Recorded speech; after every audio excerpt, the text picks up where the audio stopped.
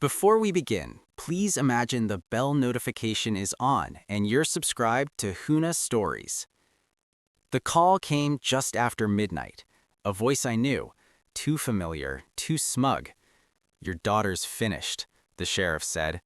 I could hear the ice clinking in his glass. He was drunk, maybe, or just high on the power he thought he owned. "My boy broke her arm. She should have stayed quiet. This is my town." Then he laughed, a slow, ugly sound. I said nothing, just let the line go dead. I looked at my daughter asleep on the couch with her cast resting awkwardly against her chest. She hadn't wanted me to go to the hospital. She hadn't wanted to make it worse. She thought silence meant safety, but I knew better.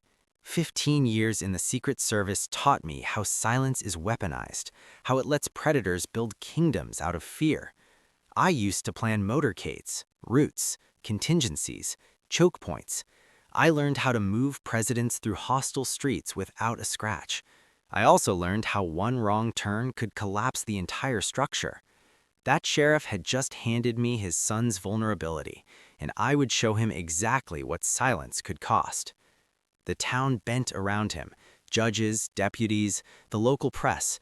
They all looked the other way when his son staggered home drunk or peeled rubber down Main Street at 3 in the morning. But breaking my daughter's arm wasn't just recklessness. It was a message, a warning to stay small. I wasn't built for small. I ran scenarios in my head the way I used to for presidents. Entry routes, exit routes, how headlights moved across narrow roads at night, where shadows swallowed mistakes. The boy drove a cherry-red sports car his daddy bought to keep him quiet. I'd seen it fly past my shop enough times to memorize the sound of its engine. Cocky, predictable. He thought the road was his. He never realized someone else was listening. I started small, watching patterns. Every Friday, the boy left the bar at 11:30 sharp. Tires screeched, stereo thumped, and he cut through the alleys like they were extensions of his driveway. I didn't drink. I didn't sleep much either. I just waited. The sheriff called again once, this time to gloat. "Your girl cry yet?" he asked. "She'll learn. You'll learn. I'm untouchable." I bit down so hard my teeth hurt, but my voice stayed calm. "You're right," I said. "You own this place." Then I hung up, already sketching the map in my mind. One alley, narrow, blind corner, wrong turn, and there's no correcting. The boy's speed would do the rest. No weapons, no chase, just gravity and arrogance meeting brick and steel. Every president I ever protected had a shadow route, the one we never published, the one no one was supposed to know. This boy was about to discover his. The night came quiet, moonless. I parked 2 blocks away, hood up like I was just another mechanic with an engine that wouldn't start. At 11:32, the sports car's growl reached me. I could feel it before I saw it. Bass rattling the windows, laughter spilling out. He took the first turn sharp, the second sloppy, then the third. That's where I'd moved the signs.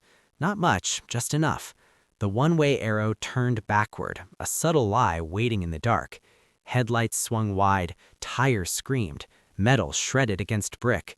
Silence followed, sudden and absolute. I didn't move, didn't blink.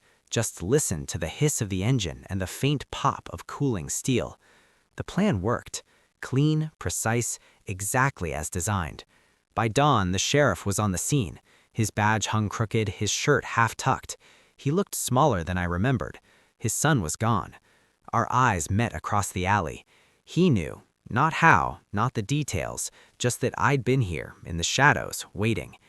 He opened his mouth, maybe to threaten, maybe to beg, but nothing came out. I stepped closer, close enough that he could smell the oil and iron from my coveralls. "You own this town," I said softly, "but you never owned me." He flinched like I'd struck him. I turned away before he could find words. I didn't need them. The wreckage behind him was louder than anything he could say. That morning, my daughter stirred in her sleep, unaware of the sirens echoing miles away. She still believed silence meant safety. I let her keep that belief. For me, silence was a blade, and I had learned how to sharpen it until it cut clean through power, through arrogance, through the myth of untouchable men. The sheriff would wake every day to that alley, to the sound of twisting steel in his head, to the truth that his kingdom had walls thinner than glass. Me? I went back to the garage, wiped grease from my hands, fixed engines. The world thought nothing had changed, but the boy's car never passed my window again. And that silence was mine. Sometimes the quietest revenge leaves the loudest echo.